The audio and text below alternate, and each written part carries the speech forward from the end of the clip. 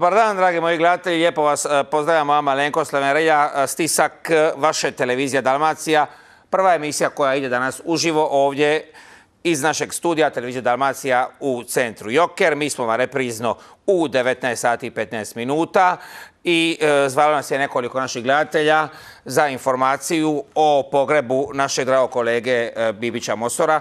Pogreb će biti u srijedu popodne na Lovrincu, a komemorativni skup u vijećnici, Starogradskoj vijećnici na Splitskoj pijaci, bivši Etnografski muzej, u srijedu 22. u 11 sati.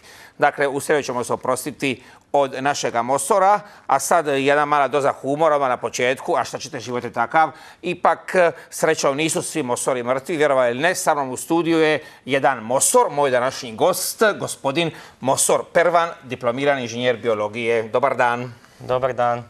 Dobar dan, Pervane, možemo i na ti, jel tako? Tu smo negdje. Apsolutno. Stavi sad da vodu duplo, nema veze.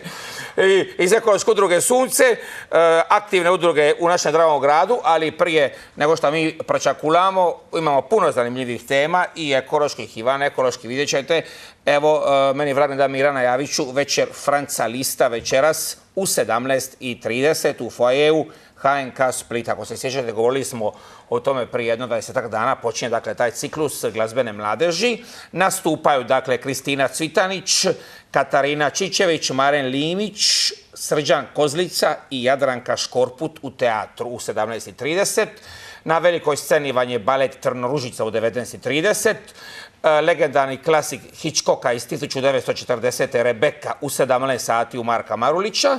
I da vidimo što je ovo, u muzeju grada Splita, otvorenje zajedničke izložbe slika crnogorskih akademskih slikara Selme Dečević i Nikice Rajičevića u 19 sati. I imamo, drage moje Splićanke i Splićani, jednu zanimljivu promociju. U 18 sati stiže nam iz Slovenije Suzana Tratnik. Ona će predstaviti svoju knjigu pod naslovom U svojem dvorištu. Prijevod knjige izdala je lezbijska grupa Kontra i ovo je danas u njihovoj organizaciji. To vam je u 18 sati u gradskoj knjižnici Marka Marulića. Eto, još na kraju kina. Kinoteka vam danas ne radi, dragi moji, a od ovih filmova na kinorepertuaru ja bi vam ja bi vam preporučio Woody Allen Ponoć u Parizu u 19:30 u Karamana i Martovske ide sa George Clooneyom u 21:15. Muškarci koji mrtve žene, jasno, u centrale još uvijek u 20:30, najnoviji hit Davida Finchera. Eto, to je to. Idemo mi na našu temu dana koju smo danas iščupali iz naše drage Slobodne Dalmacije, koja nam evo uvijek pomaže ošešnjećeš kad smo u nekakvoj panici s temama, uvijek ima u našoj gradskoj rubrici Slobodne Dalmacije na koju tako često viče, na možda koji put i neopravdano ajde. Ima zanimljivih tema, danas jedna o takvih sad nad naslovom. Građani najčešće zvali zeleni telefon nezadovoljni čistoćom grada, ali normalno mi ovu temu širimo i govorimo generalno i o zanimljivim stvarima u ekološkoj udruzi Sunce koja se nalazi na Splitskoj rivi. A moj dragi Mosor Pervan, diplomirani inženjer biologije. Kad si diplomirao, Mosore? A nećemo prije o lezbijkama malo? Nećemo prije o lezbijkama, prijatelju. Ona će mi možda doći sutra ako ne odu. A volio bi ti malo o knjizi pričati. A bilo bi pokojnom Mosoru drago, ali dobro. Je li tako da mu bilo drago? 100%. Jesi ti tolerantan prema ovim, ajmo reći, manjinama seksualnim? Apsolutno. Dobro. Ne mogu reći da imam bilo šta protiv. Ja? Dapače. Ošiš na ovu promociju večeras 18. Pa neću stići, ima nekog posla, ali apsolutno manja konkurencija što je više. Jasno. A si friški diplomiran inženjer biologije, recimo? A više nisam toliko friški. Evo već ima 2 godine. Prije 2 godine. I sad radiš u Splitu Sunce. Tako je. Dobro, ukratko za naše drage gledatelje koji nisu gledali zadnji put prije prilike godinu dana našu dragu Patriciju Granić. Ukratko u 2 rečenice predstavi nam udrugu Sunce. Čime se bavite? Ko vas financira? Puno ime Udruga za prirodu, okoliš, održivi razvoj Sunce. Više manje sve govori. Imamo 2 programa. Program zaštite okoliša održivog razvoja, program zaštite prirode. Najviše imamo 7 zaposlenih. Sve se radi o ljudima iz struke, biologija, kemija i gospođa Patricija koja je pravnica. I financiramo se uglavnom iz međunarodnih izvora. Znači nekih 70-80% Europska unija, neki međunarodni fondovi, a ovo domaćega dio grad, posebno kroz što imamo gradski prostor, i određena sredstva baš za zeleni telefon. Dobro, oni prostor, ja sam put imao ovdje dosta kvadrata, mislim, komodni ste ili ne? A je, ne buni. Mislim, ima nas sve više, tako da... Ima li volontera dole u Suncu dosta? Imamo neki 30-ak volontera, da. Dobro, prije što pređemo na ove stvari od njegove biološke struke, ja ću početak teksta moje kolegice Nikoline Lulić u Slobodnoj. U protekloj godini popularni zeleni telefon udruge Sunce koji ima broj, dakle, 062 12 3456, dakle, vrlo jednostavno zapamtiti, 12 3456, zazvonio ukupno 267 puta, što je usporedbi s prethodnom godinom predstavlja povećanje za 38 puta ili za čak 74 poziva. Dobro, sada ne duljimo puno, jer ovo baš nije tvoj segment rada, je li tako? Generalno ljudi više zovu, je li to možda sad pokazatelj da je ekološka svijest nešto jače ili šta? Šta ste tebi čini? Pa pokazatelj je to da prvo ispromovira nešto više zeleni telefon, a da ima puno toga što još uvijek ljudima smeta. Mislim, svakako i meni neko zaposlenik Sunca, nego kao i građani isto tako smeta. Ako vidim i polazeći od grafita po gradskoj jezgri do smeća po ulici. Dobro je ovo. Glavna tema naša današnja, dragi moji gledatelji, bila bi ovaj problem lova u, kako se zovu točno, prijatelju, pravno ta područja? To su, generalno mi zovemo morska zaštićena područja, ali kako hrvatski pravni sustav ne poznaje to tako, nego kao parkovi prirode i nacionalni parkovi. Na moru u ovom slučaju. Dobro je. I sad, da predstavimo gledateljima ukratko, ja ću to zamolim Mosora da ne idem naprosto nešto improvizirati, kad će on to sigurno puno bolje. Radi se naime o pravnoj caki da se baš ne zna koje je ministarstvo odgovorno za lov u tim, tako? A da, to je lov u mutnom. Ajmo mi reći ljudima u stvari čemu se tu radi. Pa radi se o tome, naime udruga Sunce surađuje sa parkovima na izradi planova upravljanja tim zaštićenim područjima na moru. Konkretno to su Nacionalni park Brijuni, Park prirode Telaščica, Park prirode Lastovsko otočje i nacionalni parkovi Mljet i Kornati. Mi direktno vodimo 3 parka, Telaščicu, Lastovo i Brijune. I susreli smo se prošle godine sa problemom da se zapravo nije znalo ko je nadležan za zakonodavstvo vezano uz ribolov u zaštićenim područjima. Dakle, s jedne strane imali smo... Koji ribolov? Bilo kakav sportski? Gospodarski ribolov. Gospodarski ribolov. U ovom slučaju govorimo konkretno o parkovima prirode, zato što nacionalni parkovi ne spadaju u ribolovno more Republike Hrvatske.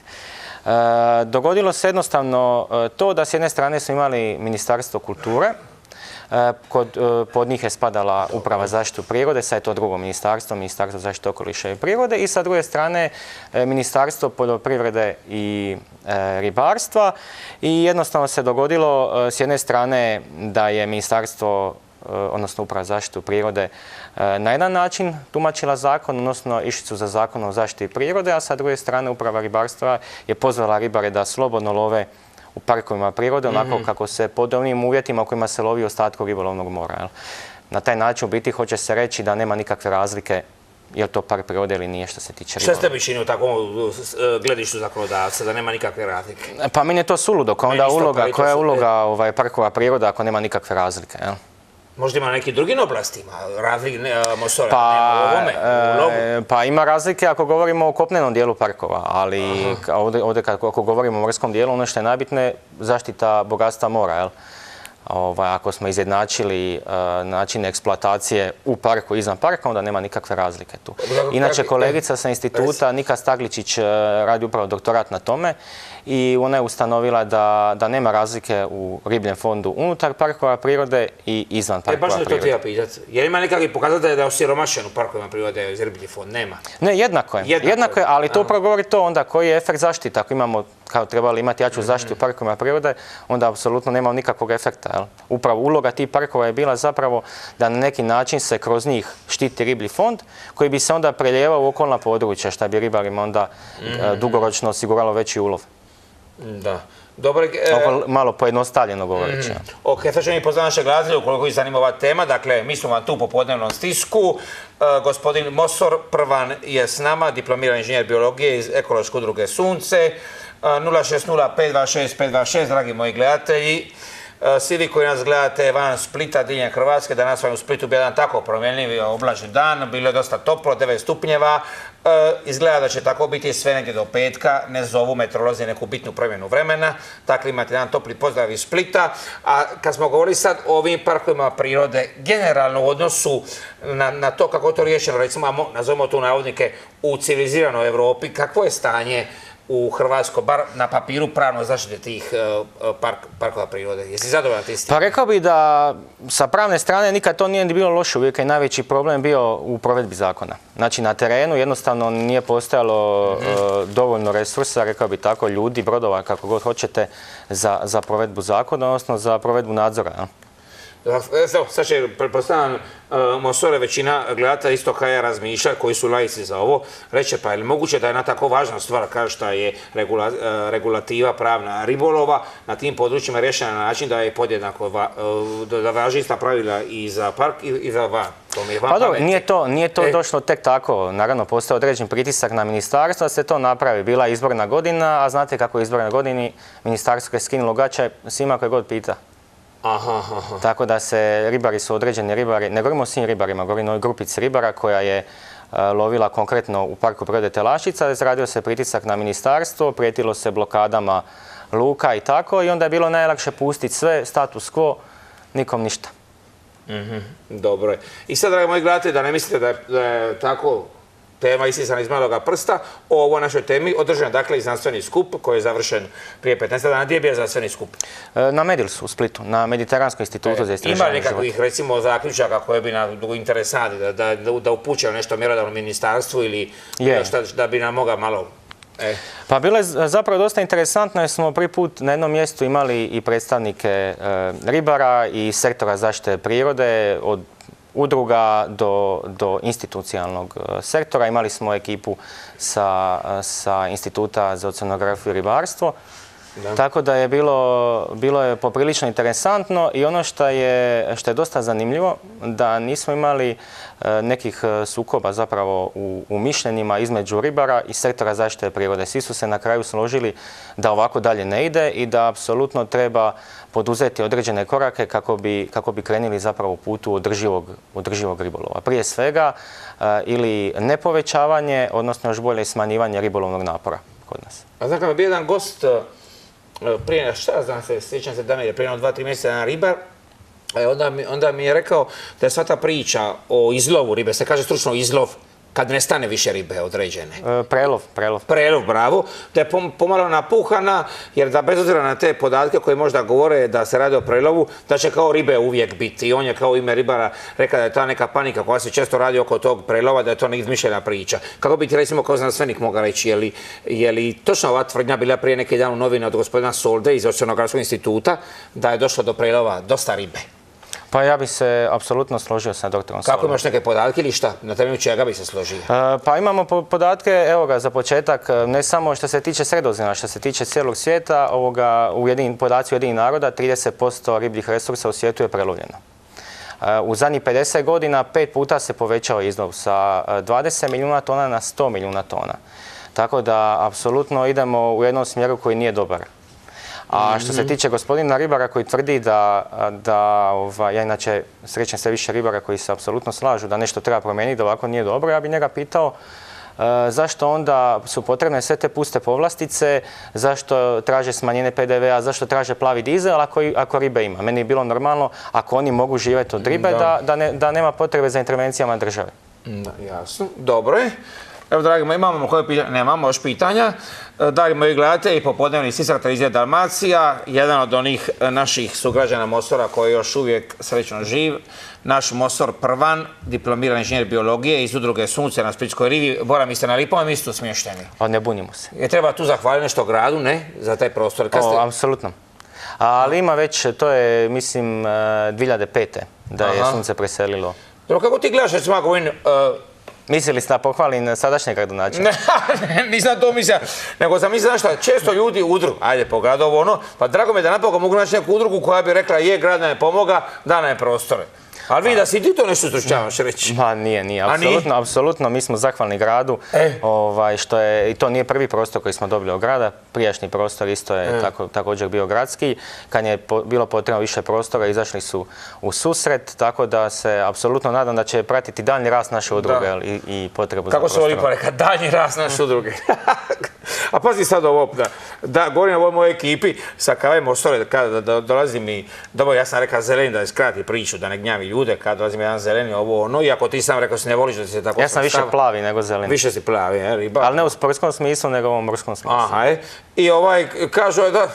Generalno ljudi, ti dragi moja, što ću ja tebi to govorim, ti to znaš bolje od mene, generalno ljudi misle da kao za fol, za ekologiju, nije vrijeme dok su crnjaci ovakve recesija, kopanje po kontejnerima i svi drugi crnjaci. Kako ti gledaš, prijatelj, na primjer te vrste? Kao ok, vaša udruga Sunce, neka dobijete određena broj sredstva, ali nemojte sad u vrijeme ovakvih socijalnih crnjaka nešto puno upirati u vaše programe. Kako ti gledaš na to?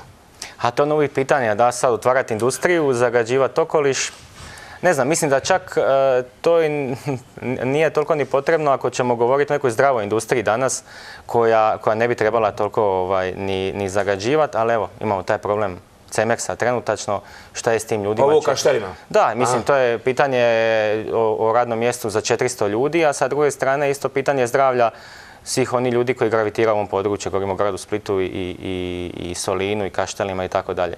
Tako, ako govorimo o utjecaju industrije na ljudske živote, ja isto ipak mislim da su ljudski životi nešto vredniji. A što se tiče generalnog utjecaja na prirodu, slušajte, svi mi idemo danas, ajde dobro, pa pustit ćemo malo, sutra će biti drugačije, ali nešto što jednom uništite, nema nazad. Mi volimo reći mi smo Mediteran kakav je nekad bio, a mi smo sve manje Mediteran kakav je nekad bio. Osim ovo kad padne snijeg i led, onda smo ono kakve smo bili u ledeno dobu. Šta se ti reći s ovim, kad jednom uništiš da više nema nikad, to se baš ne odnosi na sve? Pa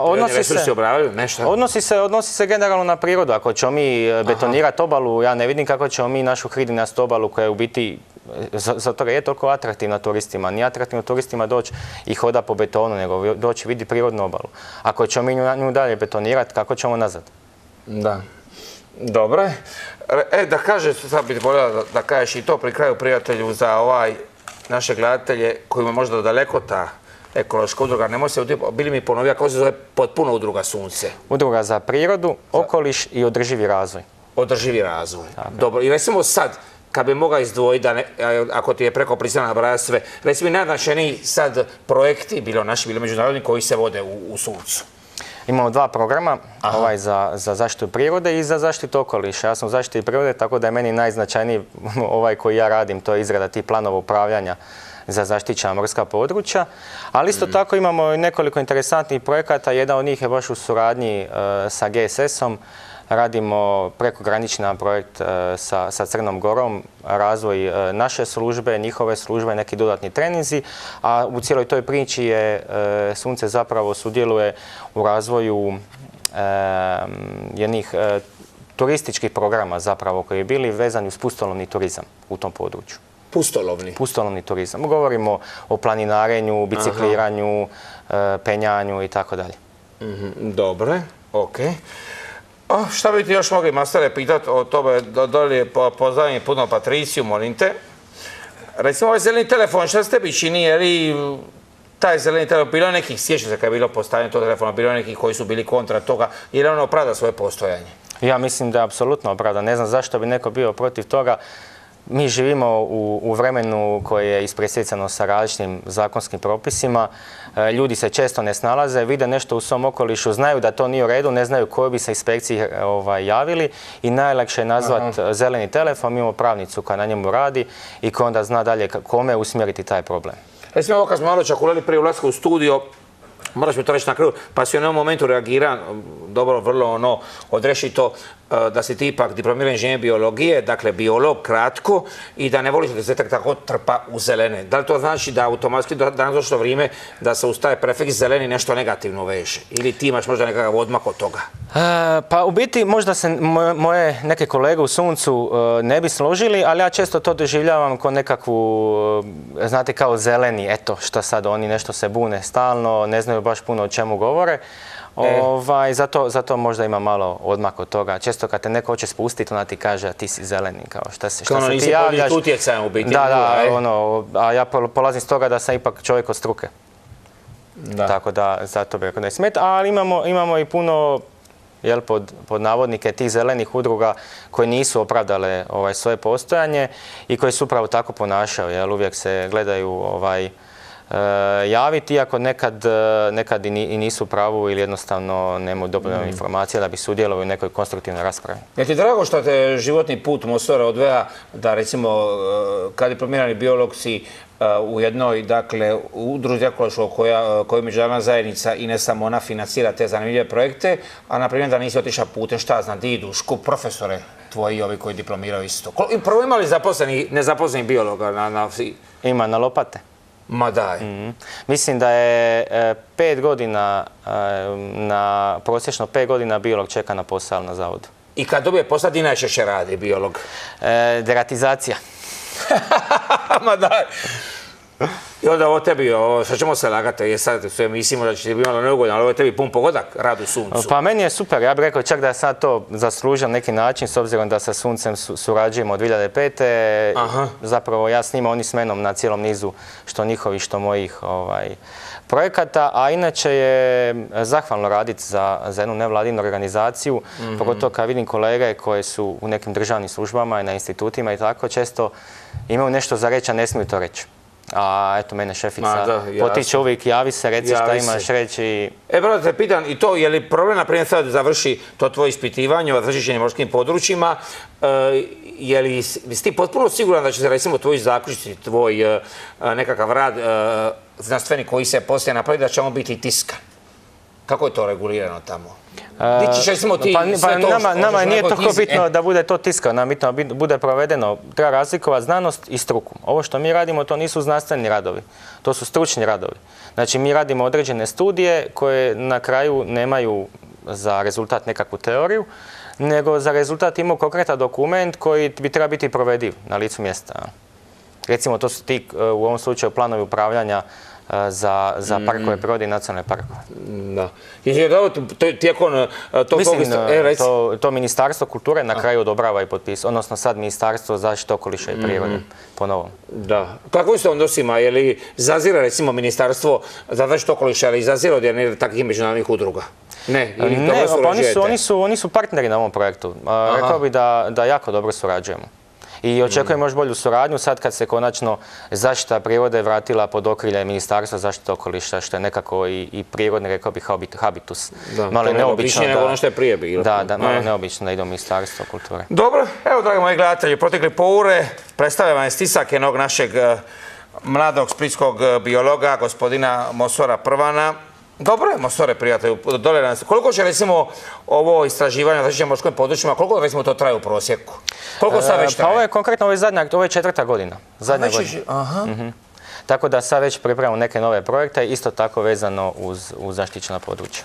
Dobro, prijatelju, hvala ti puno što si došli. Hvala vama što ste me zvali. Ništa, prijatelju. Mi smo vam u 19:15, dragi moji, večeras reprizno. Inače sam sutra ponovo s vama u 16:30. Lijepo vas pozdravljamo iz toplog Splita. Adio vam.